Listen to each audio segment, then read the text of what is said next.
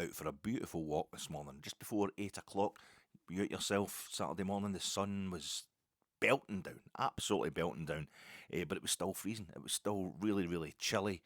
It's a lovely thing though. I had the jumper on under the jacket, and being 23 stone, I don't usually need that many layers. But as I was walking more and more, not just because of the exercise, I was getting a bit of a sweat on because the sun was getting more and more powerful, and it was taking over from the frost that had encased all the cars.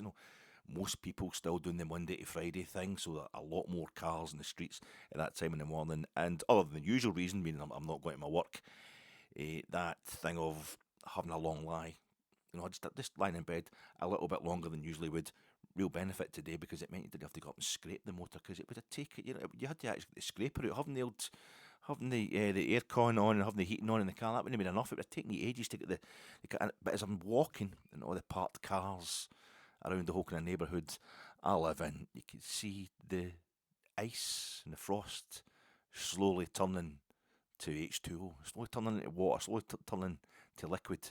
And then as you're walking further, I can see the steam coming off them, starting to rise as it was evaporating up into the ether. And I'm thinking, this is just, the domestic, the kind of domestic chores of having to get up in the dark and scrape your motor. The sun it was light at the back. I went for my first old man pee today at, I think it was at 3 minutes past 6. So that was quite good. I'm usually up at like 2 o'clock and then 4 o'clock, but so knackered because couldn't get a sleep on Thursday night into Friday morning because of all the excitement.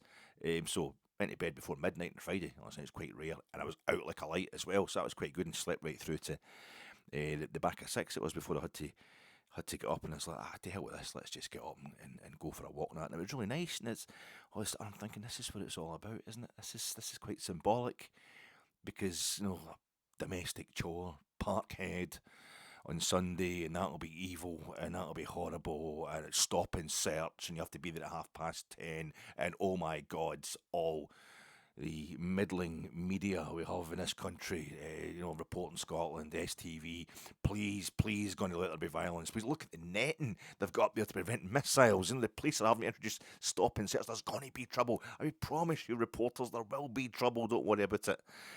Rangers are back at Parkhead.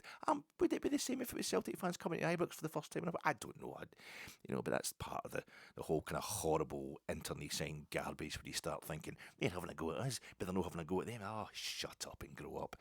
And I thought that's just the evaporate. It's going up. That's the joy, the kind of heavenly joy of what we experienced on Thursday, just slowly evaporating. But even as it leaves us before we go off, we have to perform this horrible domestic chore. It's still managing to look quite beautiful, And but that is Rangers in Europe. It's the currency of affection. It's the childhood symbol of love. I'm sorry, I have to say this because I don't know if I'll ever see you again. I was an orphan. I grew up in Pennsylvania in a house. I read about Puskas and Di Stefano in the 1960 European Cup final and World Soccer or Shoot magazine or the Rothmans Football Yearbook or some other crap. The girl was left by the toilet. The closest I got to feeling wanted was from a girl who made me go through her John's pockets while they screwed. If I collected more than $1, she'd buy me the 4-match package for the home games in the group stage, and I'd download them, all those tickets, on my phone with great ceremony. And great complication as well. It's actually quite difficult. You've got to get the emails in, and you don't want to download them all at one time. Well, Rangers don't let you, but you've got to, if I had my way, you would never politicise. You shouldn't have someone like me telling that boy what a European quarter final is. He already knows. And he knows that it isn't anything to do with people being heterosexual, homosexual, bisexual, any other kind of sexual that happens to be out there. Nothing to do with them being an immigrant, nothing to do with them being brown or yellow or grey in my case. It's just It's not to do with that. It's it's all to do with the love of the football, and it's okay to be scared. It's okay to be unsure. The Union Bears, a lot of young boys, out there, and the main thing, the big tifo, that it is the biggest tifo. The one we had at kick-off, absolutely magnificent. The storm over Europe, more apt than we thought. And I thought that's quite, storm clouds over Europe, etc. We like the Marshall stuff. We like the Second World War stuff, Winston Churchill and all that, and quite right because he was fighting the Nazis. But we've now got Vladimir Putin. You think that's not why it says defend Europe. That's the no way to defend Europe from Putin. Or it was quite. I mean, so the big one with the crests of the clubs that we've defeated so far in Europe. It was a beautiful thing, and it really helped set the tone, which was defensive, which was defend what we have in Europe. And it was fantastic. And the one, I didn't even notice it. I did see some getting unfurled just into the second half, but we were 1-0 down. We've only got a 1-goal lead. It was so tense, and the game was so intense. Really having to concentrate. And I think Fenerbahce were playing the ball up the park towards the Brimlin. They were shooting towards the Brimlin second half of normal time. So I'm looking up that way. But I did, and I've said before in these pods that I'm just far enough along the main stand towards the Copland end that some of the tifos and some of the wee messages that go up, the ones with actually writing on them, they're a bit smaller. I can't even make them out properly because I'm side on kind of thing. But I did see foreign. I did see the word foreign flapping about. But I was like, I don't know what that is. I did think, I hope it's no, we hate foreigners. Because it's the polyglot beauty of European football, European club competition. That's why we're here. Because we love it's not to prove that we are better than all the foreigners. Yeah, okay, football. But it is actually supposed to be a sport. It's supposed to be an exchange of cultures and ideals, and it's supposed to be nice. It's a way. It's war without the bloodshed or whatever Orwell called it. Was it Priestley? Orwell? Who knows? But it's only about the next day. I'm watching it. In fact, it was last night because I'm watching the game back. And I saw it's room at 55 minutes, and the guys playing it up the park, and the cameras from up the Brimlin end pick out beautifully this thing saying, keep woke foreign, ellipsis, pregnant pause, ideologies out. Next line, defend Europe. Keep woke foreign, big space, ideologies out. New sentence, defend Europe. What? Keep woke foreign, ideologies. Ideologies out for the lads. Ideologies out for the girls. Ideologies out, boys. Here we go. I don't know. Is it that? I mean, here's what I've got. What have I got? Ideologies. Ideologies are great fun. I mean, I've encountered this stuff where folk just, they bend the world round to their own particular ideology, and woke. Using woke as a pejorative, using woke as an insult, thinking that you've got to rise up and fight against woke is that in itself, doing that, hating woke is an ideology. So you kind of, I don't know if that's I mean, I've got like the Frankfurt School. That's it's no Marxist. It's no Marxist. It's neo-Marxism. And it's really just all about how it went wrong and how it hasn't happened and how the proletariat didn't rise up and take over after the First World War and the world kind of communist revolution didn't actually happen. And it's capitalism. Nothing's ever going to beat capitalism. And you see the boys all night just doing Elon Musk and Donald Trump's job for them. They're stealing your money, and as long as they wrap it in racism, not only do you let them away with it, but you get right behind them and back. As long as it's annoying the wokes, or the transsexuals, or the immigrants, half of whom are playing for Rangers and doing a great job for us. It's not a very optimistic way to start the pod, but it wasn't very nice. It was a bit disappointing, to say the least. The response to it from the Rangers support at large on social media, at least, has been really good. And I say it just looked like a lot. It was like 3 bog rolls that had been done over with felt tip pens, so it was nothing compared to the main message. The main takeaway is the massive tifo that covered the entire bottom of the Copeland and a little bit more on the big, the banner along the front going onto the track side. That was at the kick-off. That was absolutely fantastic, and I always try hard to stick up for the Union Bears. I think they get a hard time, and any victories at Rangers, it has to be said, we've just lost 4 in a row at Ibrox for the first time in our history, but any victories that we do achieve at Ibrox and away from home as well, really a lot of it is down to them. The players, you saw John Souttar having to pull away like a feather, having to get his 2 kind of boisterous twin boys away from it, right, used to, come here, move at the end, the celebrations, Raskin and Diamandi are wanting to get in about, they're jealous that they're having to play football, they want to be in with the Union Bears, bouncing up and down and singing the songs and all that, and John Souttar's going, no, you're going to get someone to bother, come on, out of here. Maybe John saw the banner and thought to himself, no, you don't want to be getting involved in that, they maybe make you hold up something that you don't like, that's going to look bad for you, but Diamandi, Muslim, Bajrami, Muslim. We've got a few other lads. Who else? There's something.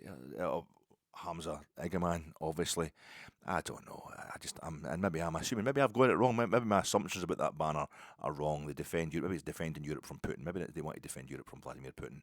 That's what it is. Or just defending the fact that we're in Europe. We've got to defend to stay in Europe. We have to defend like hell the other night to keep ourselves in Europe. That'd be absolutely fine. Maybe there was a space between the top banner saying ideologies out, keep woke foreign, then ideology. Maybe it was they missed out a banner that said folk in our prayers. Keep woke foreign, folk in our prayers. Ideologies out. I mean, none of that ideology nonsense. We're just all here to support Rangers and defend Europe from Vladimir Putin. Maybe that's what it meant. Maybe I've totally got it wrong, but nah, it's just boys. It's going to be all right. It's going to be okay. You don't need to get into all that absolute garbage, that tosh. And I've got a woke ideology. The Frankfurt School, total woke ideology. And of course, you had Theodore Adorno, the California F scale, identified fascists. They did the fascist test, the F scale. The questions are pretty straightforward. It's like, do you like putting people in gas chambers and killing them? Yep, think you might be a fascist, that kind of thing. It's quite straight. You can see through a lot of the questions.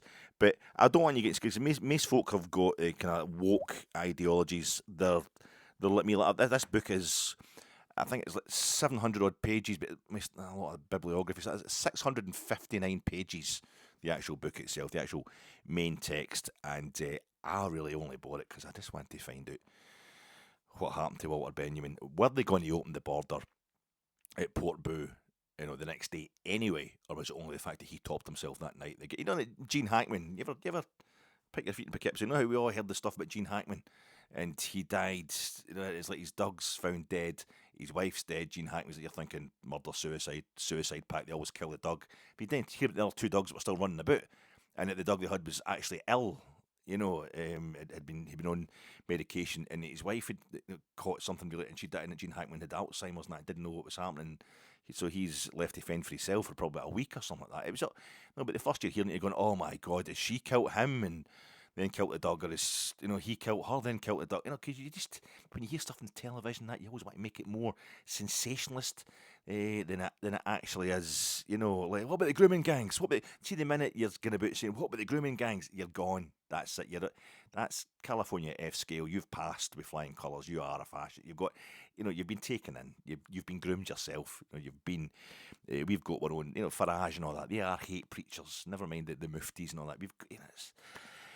If you're just going to judge one group of people by the worst within them, well, then they're perfectly entitled to think you're Jimmy Savile. You're, the various Christian organisations that are totally chock full of basically paedophile rings, kind of unofficial, but they're actual paedophile rings, some of the biggest in the Western world. Epstein, Trump, and Prince Andrew and all that. I mean, some of the powerful guys, well-known guys in the world. But they're kind of white Christians, aren't they, as far as the other relations and religions are concerned. I don't know why I'm going, because it just really pissed me off. It just really annoyed me. And I only bought this, because I wanted to find out what happened to Walter Benjamin, but you've got to do the bit. You've got to go, oh, yeah, I would like to know, the work of art in the age of mechanical reproduction. Does the fact that you can take photographs of the Mona Lisa and that and pass them about, is that like kind of diluting the effect of the Mona Lisa actually going to see it in the flesh? Or is it much better because it lets everybody all over the world see it? You can have it sent to you, basically. Is it what's going on? But did he take pills or was it razor blades that you? No, sorry, that's not a bit tabloid, isn't? No, I'm heavy into the neo-Marxism and all that. After Auschwitz, no poetry after Auschwitz. Oh no, you can't have that. But look, was he greeting in that when he went up to his bedroom? And did anybody? No, you don't. No, okay, that's fine. No. I definitely. The dialectic of enlightenment. I'm big into the dialectic of enlightenment and dialecticizing all the enlightenments. Really, that's the stuff I want to study. But does it say in that book about if he left a note? Or was he naked when they found him? No, okay, but there's 659 pages, and I'll give you the bit about 659 on the Frankfurt School. Something. This finally, I will find out if Walter Benjamin killed himself before they opened the border. They only opened the border because I'm going to get detail on what happened, because Walter Benjamin. He's buried in Port Boo. He's just on the border because during the Second World War, the Second World War started. He's Jewish, he's German. He's on the run, obviously trying to get away from that because they're just. Well, you know what they did. During that old Second World War there. And dictators just don't stop unless you stop them. So he's on the run, and a way to get out in those days, when you go to America, and a lot of his colleagues in the Frankfurt School, were, the Institute for Social Research, they were already over in America, to escape to the States. So you could cross into Spain. You had to get from France, and France is occupied at this point by the Germans. But if you could just get over into Spain, which is Franco, who's pro-German, but I just try to stay out of it because apparently the Germans thought he was a knob as well. Franco was absolutely useless when it came to the Second World War, but they'd just been through the Spanish Civil War. But he's been doing his own kind of genociding. And you get from there, you get into Portugal, and you get passage through Portugal over to the States. So Walter Benjamin gets to the border, Port Boo, and the border's shut. The Franco's henchmen are having one of their nights. We're like, no, you're not getting across. No, you're just going to have to stay in France. And he's thinking, oh, that's it, we're dead. The Germans are going to get us. We're going to be repatriated. The Nazis. Lots of really nice Germans. With Walter Benjamin. That's the whole Frankfurt School. The Frankfurt School. And he's like, no, that's it. We're going to. It's all over. I'm not going to a concentration camp. I can't take the whole journey back to my certain death, so I'll just do it now on my own terms in the hotel room. And the next day, they opened the border, and everybody else in the party got through, including Hannah Arendt, who he left his manuscript for. Anyway, so I was always, but I've never had it confirmed. I've never found anywhere if it was the fact that he killed himself, scared, really freaked out the border guards, and they're like, right, just come through, everybody, or if they were just, that's what they did. Some days it was shut, other days it was opened, and he went too early. He did go too early, literally, but if he'd hung on the next day, he would have been okay. So 659 pages. This is all about the Frankfurt School. Walter Benjamin, and Theodore Adorno said that Walter Benjamin used the Frankfurt, used Marxism as a kind of deus ex machina. A lot of rich boys would do that kind of stuff, but it's still to say he's associated with the Frankfurt School is understating it, but he maybe wasn't right in the hardcore, like Horkheim and all that, and Marcuse. But so I wanted to find out, and it says in here, the guiding star was Benjamin, who had resisted any escape from an old world whose culture was fused with barbarism into a new world without culture or tradition. Here we go. When his escape over the Pyrenees seemed to have failed, Benjamin committed suicide on the 26th of September 1940 in the Spanish border town of Port Boo. In June 1941, Hannah Arendt, who had crossed the French-Spanish border at Port Boo some months after Benjamin, passed on to Adorno the manuscript. That's it. That is it. This massive on the Frankfurt School. I've read at least 5 pages of it. It really not give me the information I'm looking for. Let's get into these bastards. Let's get into them. let's get into the greens. Let us blues get into the greens, blue into green, blue and green.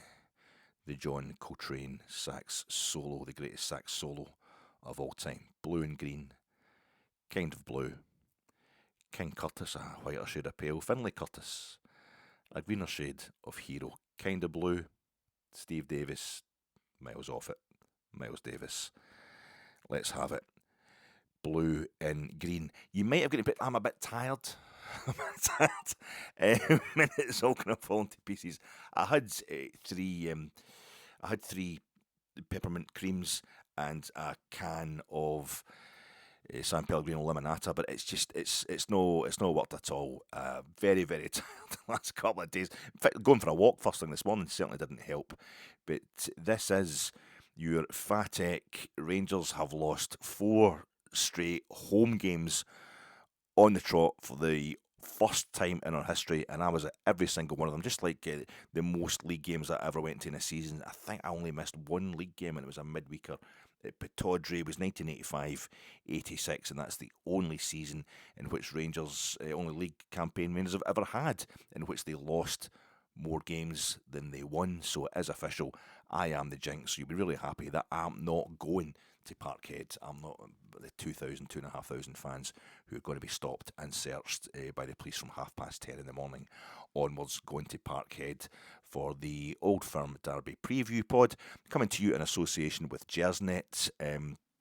I am the Knots Landing to Gersnet's Dallas. I'm the Better Call Saul to Gersnet's Breaking Bad. I am the green grass to Gersnet's Only Fools and Horses. So check it out. I for some reason thought it was John and Stuart that were on last night, but it's actually Craig and Ben. So they're reviewing all the events of Thursday night at Ibrox, and they're previewing what happens at Parkhead tomorrow when Rangers play Celtic in the third league and fourth, all in all, Old Firm derby of the season. Just calling it the Old Firm derby is a political act, because we're all so bloody political about the football, and really not that political about politics. Did I say preview pod? Gersnet. I'm sponsored by Gersnet. What else? I'm usually sponsored by something else. I don't really know if I can be bothered being sponsored by something else, because the game's practically kicking off in about 2 minutes anyway, and I've got to shove something. I was sponsored by the Banshees of Inisherin. Sponsored by is it Michael McDonough or the other one? There's Michael. They all look the same to me. These McDonoughs, Martin McDonough, Michael McDonough, the Banshees of Inisherin. I watched it a couple of weeks ago. Finally got around to watching it. It was on Film 4 or something like that. And I've always, because I love, and I don't. This is the thing. I get them mixed up. The two brothers, and it's quite. There's, is it Calgary, the one on the beat, where Brendan Gleeson's the priest. Anyway, that's absolutely brilliant. That's fantastic. The Guard is even better. The 4 billboards outside Ebbings, Missouri, isn't that? That's really good. In Bruges, that's what I don't know if it's part of the city, but Colin Farrell and Brendan Gleeson are just absolutely sensational. The two of them, always really worth watching, and it's such a massively heavy metaphor. The Banshees of Inisherin. I just can't quite work out why all the fingers in one hand. Is that just kind of like a play when you're cutting off your hand, you're cutting off your nose to spite your face, with cutting off his hat? I'm thinking, is it the Ulster, Northern Ireland? Sure, it's 6 counties. It's 6 counties, isn't it? So why would it be 5 fingers? Is there something they cut off? They started cutting off a finger. I don't think he cut off a finger on the other hand. You got the whole thing. It's an island off the mainland, just the way like the British Sea. Ireland is an island off the mainland, and it's the civil war is going on, with the anti-treaty IRA, and the Free State are fighting each other for months. But I can't work out. So that's pretty. This is 2 great pals who drink the Guinness and that together. They're the metaphor for, I would think, for Ireland fighting amongst itself. But I don't know. And they're cutting off the fingers just because he hates the other side so much. Is it the Protestants? Are we talking about Northern Ireland? Is that what we're hating? And it's just because the McDonoughs, I think they're based in London. One of them was married to that Phoebe Waller-Bridge. They're going fuck himself. No, one of them was married to that.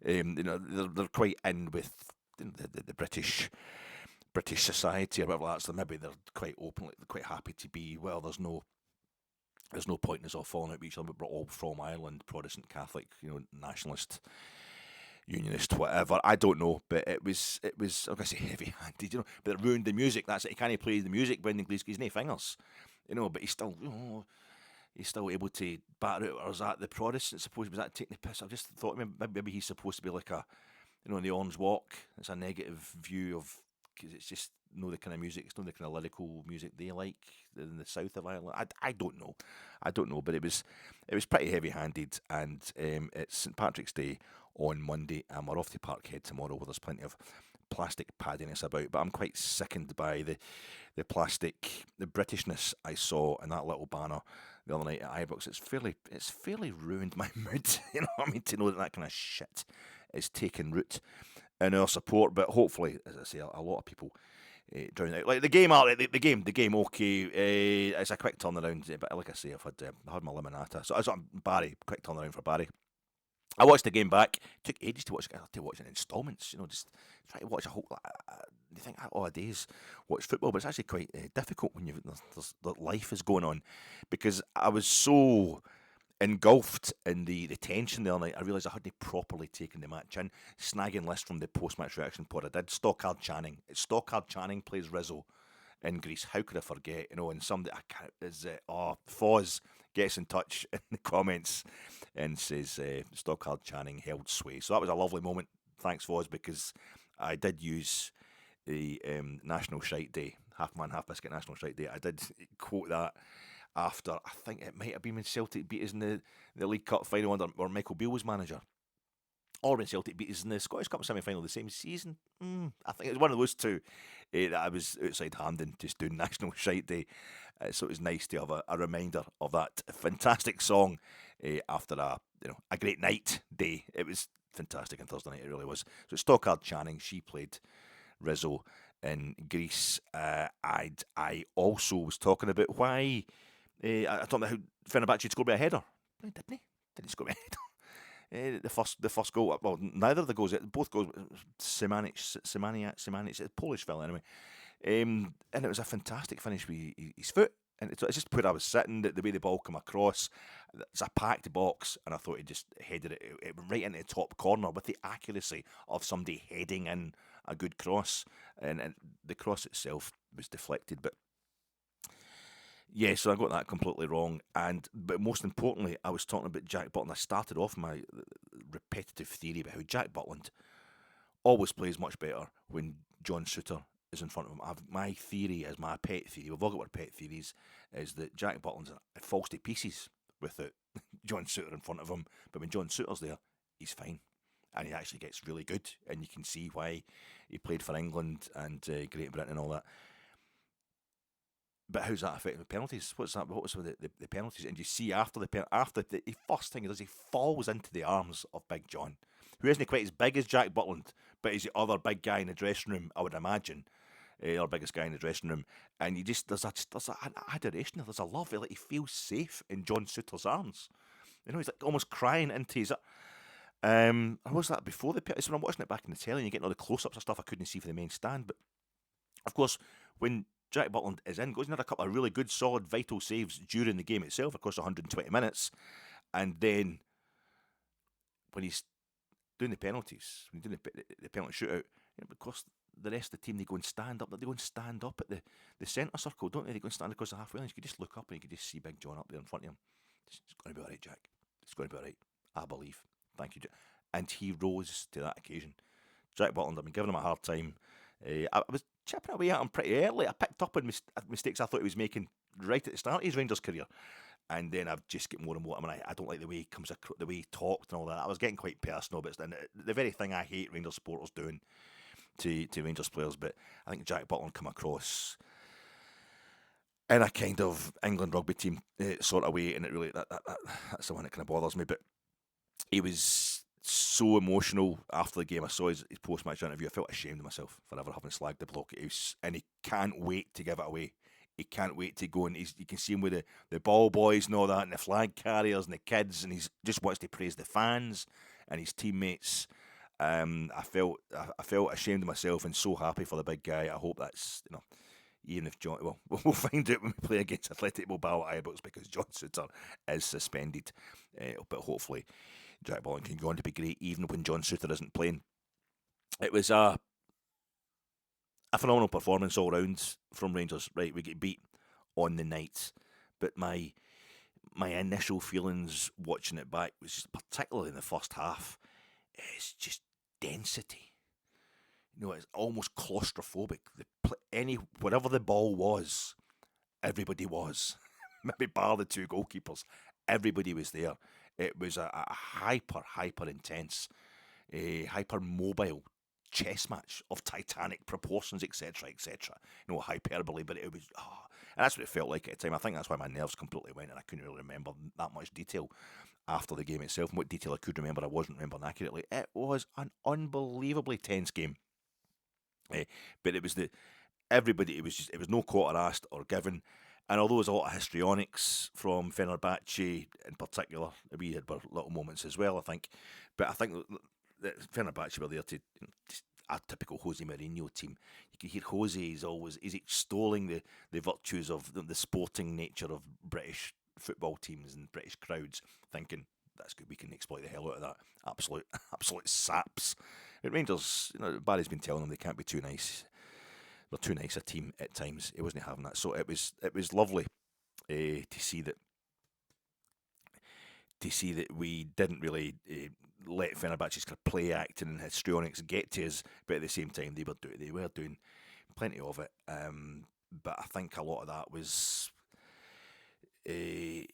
just nature, second nature to them, and I think generally what I'm trying to say is, sorry, I'm a bit tired here, is that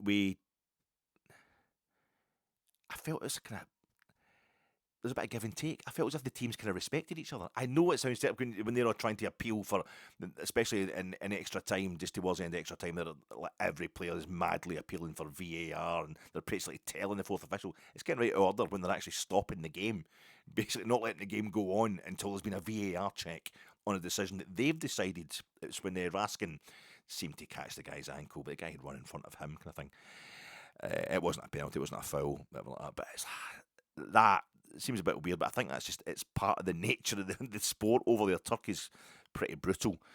It's got a bit better in recently with the influx of foreigners, but it used to be, Greece and Turkey used to be terrible for any foreign players who did happen to go over there. They're spitting, eye gouging, all the kind of stuff that Jose's really good at. So I think they generally played quite sporting. They were just concentrating in the game, concentrating on playing football, and I felt as if it's two teams of a level really going for each other. But I thought it's actually quite sporting in its own way, in its own way. I know we maybe don't understand Turkish football or Jose Mourinho's ways, but I think Jose Mourinho, the person of Jose Mourinho, the personality, the character of Jose Mourinho goes along with that.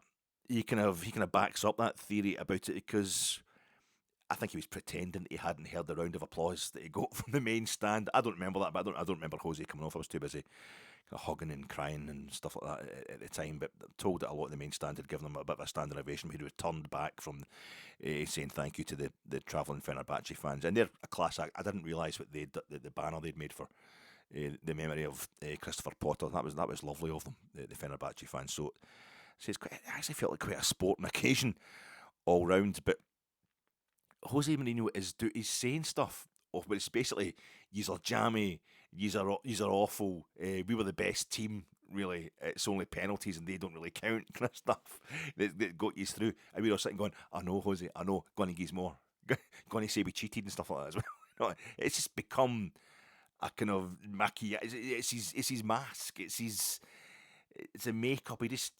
The motley that he puts on. It's just second nature to him, and I think he's almost going through the motions with it now.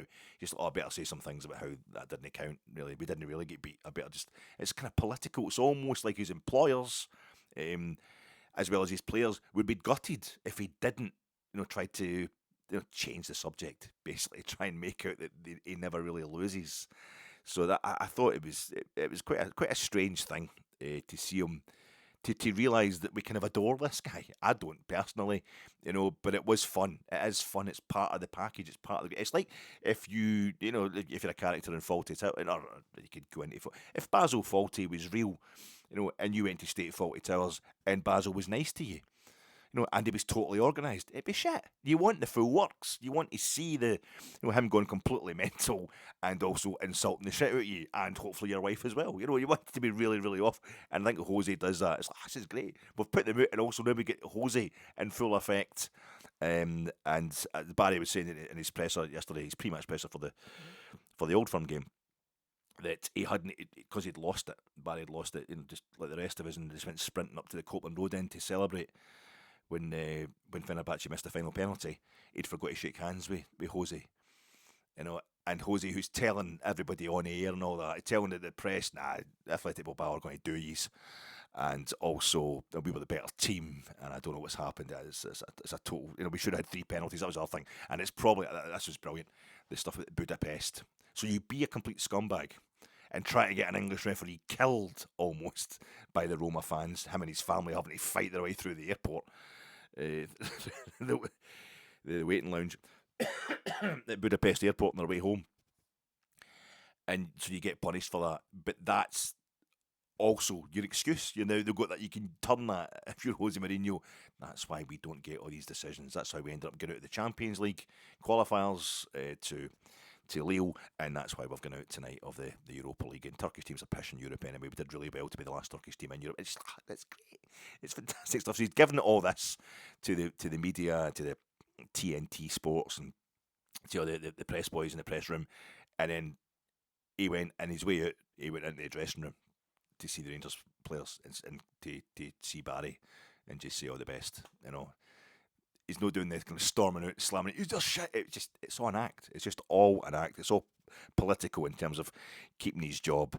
And it was absolutely fantastic.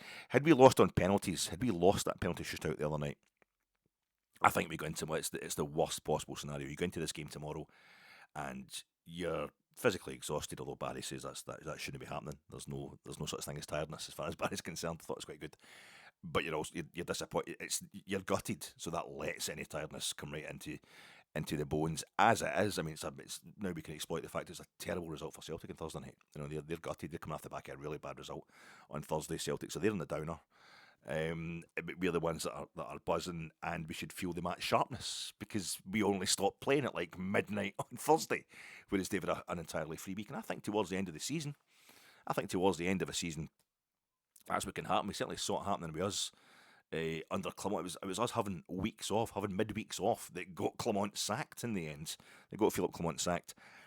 I think when you get towards the back end of the season, the tiredness that you've accumulated through just giving it your all from August right up through to March, I think that starts to kick. You don't want to stop really, because you don't feel fresh and revived when you come to the end of a full week off. You feel, God, I could really have gone for a longer sleep there. That thing that you sometimes, the need for rest is allowed to kick in. Whereas if you're playing big games that are really exciting and you get a good result, it's like, right, give us more, and you don't get a chance to feel tired. I certainly hope that's what's going to be the case. We were phenomenal the other night. And I was watching it back and I'd forgotten about half of the unbelievably crucial interceptions. There was a maturity about us to know that it was on the line, to not completely collapse when we went 2-0 down and gave away the lead that we'd built up so brilliantly in Istanbul, to play like, right, that's it, okay, it's all square, it's all on the line. And I thought sometimes, particularly when it was kind of between defence and midfield, getting back towards our own goal, there was some lovely moments of kind of interpassing, nothing. There was no great moves, there was no real possession going on in this game, but from us anyway.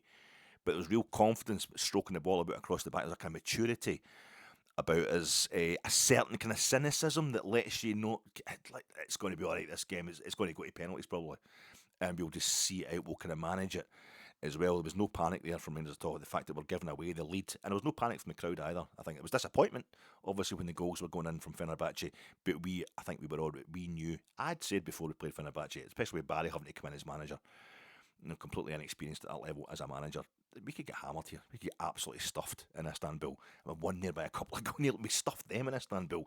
So it kind of evened itself out a bit, and we saw the game the other night. Fenerbahce played really well. They're a quality side with quality players. And there was a couple of interceptions.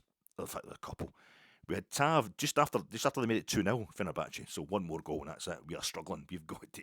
It's good night Rangers. Tav has a fantastic interception on Dzeko. Interception tackle. I think he's still playing at centre half at that point, and then he gets switched to right back. Gets switched back to right back when Barry again showing great maturity, adapting, moving to like a 4-4-2, going back to 4 at the back. 5th minute, with 5 minutes to go in normal time.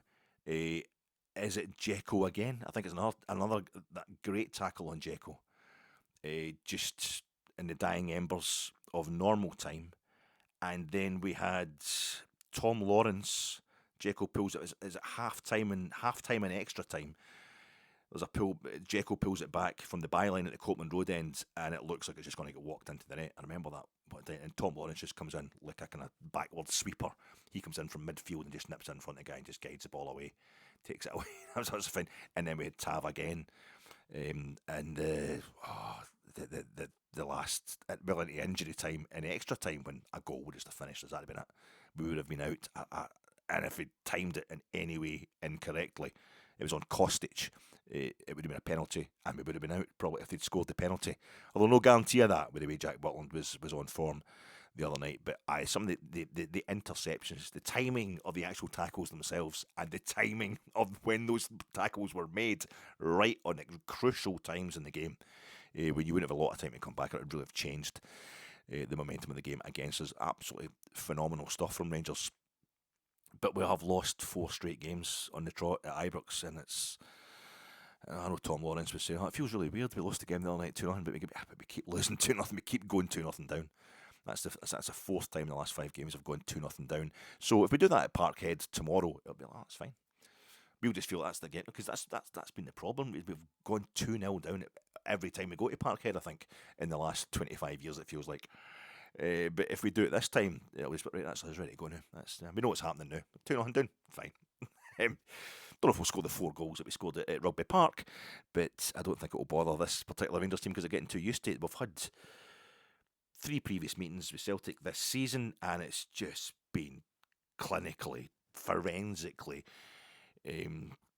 mirror imaging of each other. It's been 3-0 to them at Parkhead, 3-0 to us at Ibrox, and we go to the neutral place, Hampden, it's 3 each. And Celtic won on penalties, and we had a horrendous non-penalty decision going against us. So it's been all it's kind of evened itself up over the course of the season, but only one game that we played against each other, the 3 each game in the League Cup final, has been even on the day in the game itself. I'm hoping tomorrow we can pull something out of the bag, because there's a real Celtic are waiting for us. Celtic are really waiting for us. I find it really interesting though, the chat. I go back a while, and it's European football, but I think the chat has died down about playing an Old Firm game away from home on the Sunday, straight after a massive European game, on the Thursday night. If Rangers had been asked to play it, me Martin and Neil, with the old 2003 Celtic playing in Porto against Boa Vista on the semi-final second leg on a Thursday night. If Rangers, I don't know how the Celtic fans are going to react. Encouraging a fucking riot, the arsehole. I don't know how Celtic fans are going to react on Sunday if we get being asked to play, an Old Firm game. I feel that certainly wouldn't happen with Rangers. 5 years later, we have to play 2 games at Parkhead, right in the middle of our semi-final with Fiorentina. We have to go there twice. And now that's us again. That we had to play, and I'm hoping to see a repeat in Rangers tomorrow when we played Braga in the quarter final that went to extra time on a Thursday night and we beat them in 2021, 2022, and on the Sunday we had to play Celtic at Hampden in the Scottish Cup semi-final, and I went to extra time. I'd be able to goal down in that game as well, and we won. So I'm hoping to see something like that tomorrow. And here we are, we're doing it again. We're playing Celtic, at Parkhead after a massive European result on the Thursday. But it's funny how since Rangers started making the latter stages of Europe more often than anybody else in Scotland, the stuff about it being a conspiracy if you've got to play an Old Firm game on the Sunday after a massive European time, you're representing Scotland. It's funny how that part has all died down. Read No Half Measures, Graham Souness's autobiography, and he's got a nice wee ditty on Martin O'Neill from his time when Martin was at Notts County. He kind of sums up the fella who went to the Old Bailey. He attended the trial of the Yorkshire Ripper, did Martin. I think he's got 2 modules he did a college module on law and let people believe that he was a solicitor. But that's me. I've got to do the thing. I've got to do the kind of bitterness. It's Rangers Celtic. It's Celtic Rangers. It's the old firm. It's the Glasgow Derby. It's the old firm. I mean, you've got to get into that. The labels getting put on you, being at a wedding, sitting at the Charlie Tully table. And what was it he said to me? The guy sitting there, we knew you were just bear your name. My name's Alexander Anderson, and my dad's a Protestant Kilmarnock supporter. His dad, a Catholic Kilmarnock supporter, and the two, they were all called Alexander Anderson as well. I think the two before that, or they're all Catholic. I mean, I was probably in the Banshees of Inisherin, just come over, at some point. I've also had people come up and say, "Oh, but your mum's Catholic, isn't she? Your mum not Catholic? What do you mean? But I've been a Bayside. It's not a it's just folk are fucking assholes, or not. You know what I mean? People who need the labels to get them through life are just a bit sad. But that's what it's all about tomorrow. It's a report in Scotland. Stop and search. That was the headlines. They're stop and search. Po-faced Chris McLaughlin sucking a lemon outside the Emirates Arena, and it was like Tuesday night or Wednesday night or something. Rangers fans are going to be allowed back. First time in 2.5 years, Rangers fans are going to be allowed back at Parkhead, and there's going to, the police are, and they're going to do stop and search, and because it's evil, it's going to go off, and please let somebody die. Please let there be somebody slashing or something. Hopefully it's a woman or a child, and that way we'll get something salacious to talk about. That was the news headline. Report in Scotland. That's fucking child poverty and drug deaths and all that, and it's like, But apparently the Rangers support have got to go at 10:30 to the Emirates Arena tomorrow. I think this might be my worst preview pod ever. I guess it's what else? I took some notes here just to try, because I knew it was going to be a bit desperate. It is weird going for a massive European game in which there's so much, a massive European triumph, a massive European match, which so much is at stake, to a massive game. But there's really nothing. I mean, a whole fleet of Chinook helicopters. There's not going to be a helicopter Sunday this season. We're not going to turn this league title race around. I don't want Celtic getting too far ahead of us, I must admit. That kind of stuff does actually matter to me. And Hibs going quite well. We don't want to be falling away and gets to the point where Hibs are chasing us for second place. Second place is ours. We want to secure it. But it's quite weird to go for a game where, like I said the other night, we're quite cynical at times. We're quite happy to be 2-0 down and take it to penalties, rather than going 3-0 down, kind of thing. And now we're at a game basically we let our pride go a bit the other night. We weren't too prideful in the way we played against Fenerbahce. And now we're getting a game where all there really is for us is pride. And I know Barry was talking about it in his pre-match presser, but it kind of worries me, the pride thing. I think players need to know that there's something, a prize to play for at times. But I think that's why you need, it'll work quite well, the fact with the change of manager. Barry's keeping everybody on their toes at a time when under Philip Clement they would probably just have switched off. I think season's over, and there's a kind of a tacit admission of that in the performance. Not a conscious thing from players. I just think sometimes when it gets down to it, the team that are going for something, that are going to pick up a prize, they're maybe a bit more. The team that's had a bad season can't quite raise themselves to that standard. They've too many blows to the collective psyche. But I don't know. I don't know how it's going to go tomorrow. I feel as if Celtic are waiting for us. They'll be desperate to wipe the smiles off our face and change the subject again back to domestic football. We don't want to talk about European stuff, so let's get it all changed back to domestic football and how Celtic are the best at that of late. So Barry's presser, he was exhausted when he got in, but he watched the game. He sat up and watched the game because he was so wild when he got back in the house after the match the other night. It's surprised I didn't have a podcast to upload. I thought that's what the best folk did. But a couple of hours sleep. He was back into training the next day, so he's not going to let the players use 120 minutes plus penalties as an excuse. He wasn't having that at all. That's quite a good way of dealing with what was going to be an obvious question from the press, and one that kept coming about Rangers having had that massive game, really exhausting looking on Thursday nights. But he wasn't having it at all. So he seemed slightly too keen, I thought, at first to talk about himself at Parkhead. What was it like if you buy a player that you're in the first game you were there, Scott Wilson gets sent off, you get beat 5-1, but you've won at Parkhead as a player, and you beat Celtic 5-1 at Ibrox. What's your favourite kind of? And he said, my favourite one's any game, any Old Firm game that we won. That was one I enjoyed. He wasn't getting into specifics of games he played, but he was talking about when he was in the director's box. He was looking forward to going to Parkhead. It was going to be interesting to be a manager. Talking about being in the director's box when we get beat 3-0 at Parkhead earlier this season. And he's saying some of the abuse goes over the top, but it's the west of Scotland. You learn to deal with it, and he quite enjoys that environment. You got to like going to a hostile environment. It's a good. He's basically saying, "Oh, it's great fun. I love going to Parkhead," and I think that was. I was getting a bit nervous. He was making it about himself, but no, I think he's taken it off the team. And Brian McLaughlin of the BBC Scotland was saying to him, "You're talking this ownership. You quite say it's my players, that's my team." It's like, it is my team. It is my players. We didn't sign any of them, kind of thing. But no, and I think it's part of the thing that Barry's doing just now. He's going to be hard with the players. He obviously has a joke with them as well. Nico Raskin. Congratulations to Nico getting a full cap for Belgium for his country. Absolutely fantastic. A fantastic football nation, Belgium. Well done to Nico. Thoroughly deserved. And he was saying, I'd said to him, that's me. I've been here 2.5 weeks and I've got you a full cap. That's the difference I'm making to you. And I want to get a hold of him again. And there's so many things I want to tell him about his game. But I think that's what it is. He's trying to take it on himself. And it kind of changes the atmosphere around the place. Any of the bad stuff is going to go into Barry. He takes that kind of attention, and it means we're no slagging Dessers and stuff like that. So if the opposition supporters want to have a go at Barry, he's big enough and bad enough to take that on. By the way, my name's Alec Anderson. Everything is free now. That's what they say. Everything I ever done, gonna give it away. 'Cause someone hit the big score. They figured it out, and they're gonna do it anyway, even if it doesn't pay.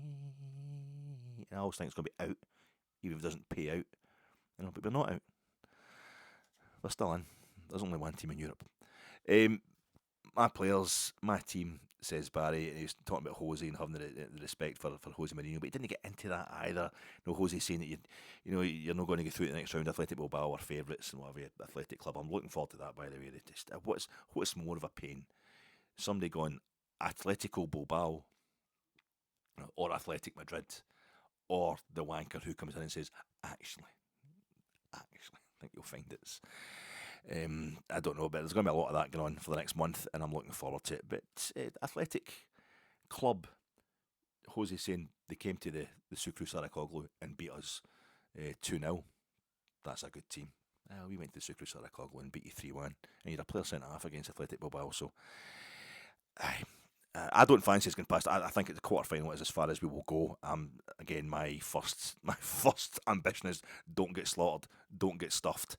But in the immediate sense, I want us to go here and just in Parkhead on Sunday and keep some of the shine on that result the other night. Keep us kind of ticking along.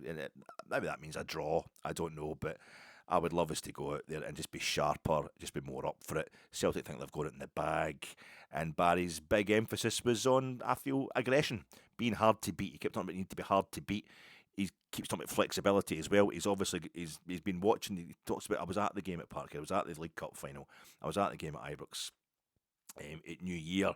So he's watching us all the time. He knows the team, and it's obviously bothered him that Clemont's tactics, but also the fact that he wouldn't change his tactics at Clemont. It bothers a lot of Rangers fans as well, that he wouldn't change his 4-2-3-1, and he thinks that's the problem, is losing at Parkhead. I've been on a bad run. Somebody was saying it's 8 games or something since we've won at Parkhead, or since you got a result. So Barry's saying, well done, and you're obviously doing your research now. It's quite good. He's got a wee smile on his face. He was having a go at Brian McLaughlin for forgetting how long he'd been at Ibrox as interim manager. It was good stuff for Barry, I thought.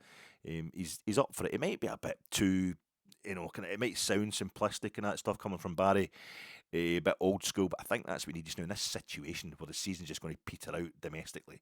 Otherwise, you need somebody who wants to come in there and get everybody riled up, and a really interesting thing he said about the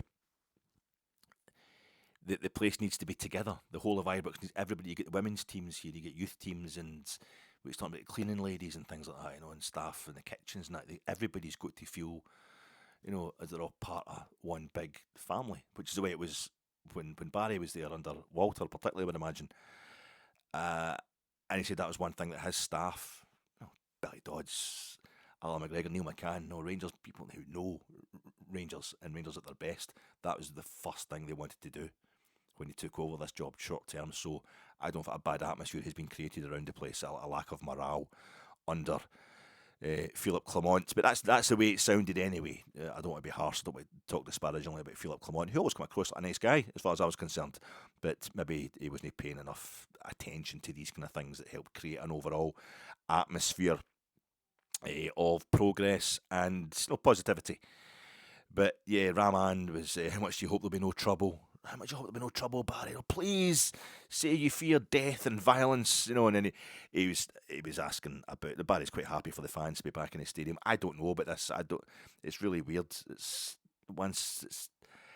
You should. It dilutes it. I find it's really strange.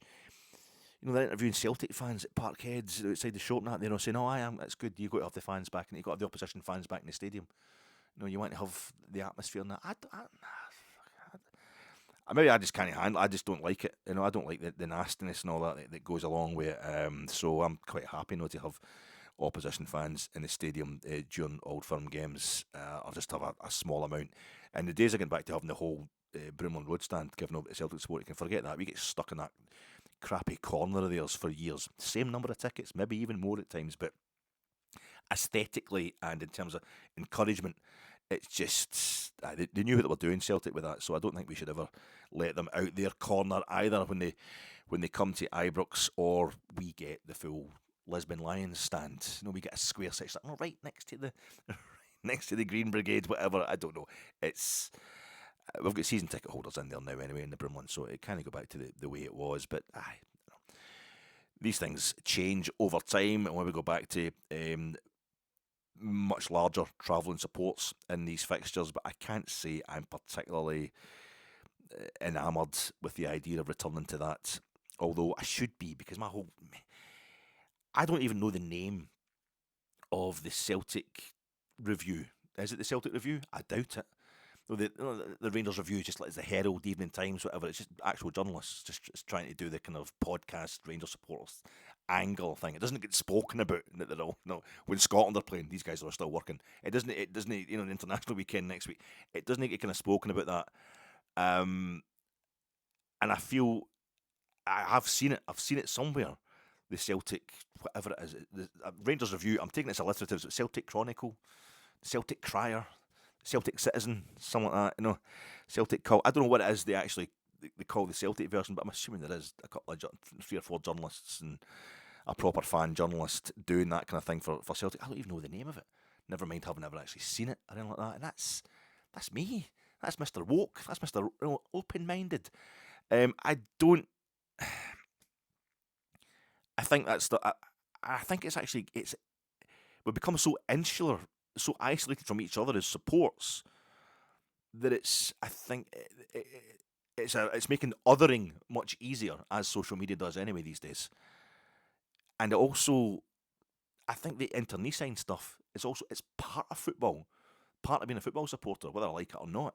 So I think it's becoming more and more prevalent amongst the Rangers support. I think probably the same things happen amongst the Celtic support, where you're falling out with each other. You're falling out with your supporters of your team because you're on the same, podcasts, same Twitter, pages, same chat rooms, that kind of stuff. So you're falling out with each other as opposed to falling out with the opposition supporters. So I don't know if I guess the point where Celtic sometimes they bring on players. I know I heard this guy. Because I'm spending so much of my time just watching Rangers and listening to Rangers podcasts and Rangers content, to which I am now contributing my own pathetic effort. It's a really strange thing. So we should be wanting the opposition supporters back in the stadium to just get us used to each other again. It's just So it's not as bad. But I don't know. I think Celtic have been not Celtic fans, but Celtic like Lowell has done the gallery play. No, even directors do that as well. It's been so horrendous towards Rangers. It's been and ramped it up in 2012 as well. Over the years, and the whole kind of not allowed to say the old firm and their official stuff and that's that's fine. Both sides do gallery play, and that's why it's called the old firm because they're both exploiting their own supports. Kind of Scotland interny sign feeling the fact that they hate each other. They're trying to make money off it, the directors. That's why it's called the old firm. But I think it'd be a bit rich to be letting Celtic fans back into the stadium at this point.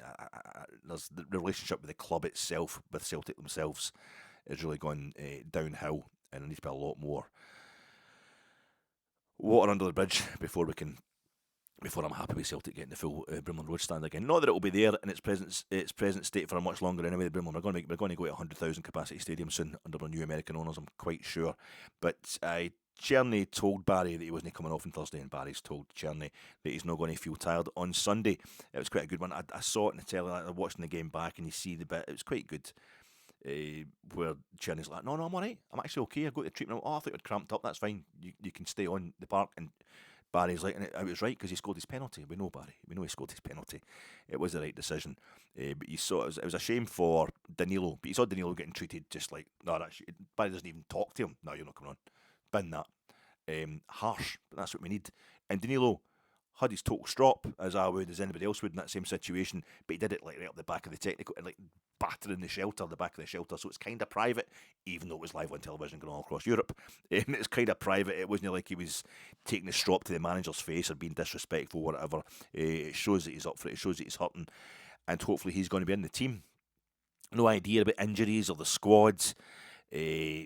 All kind of cards played close to the chest by Barry. He kept saying he wasn't going to give away. He knows what his tactics are going to be. He knows what his formation is going to be, but he does not.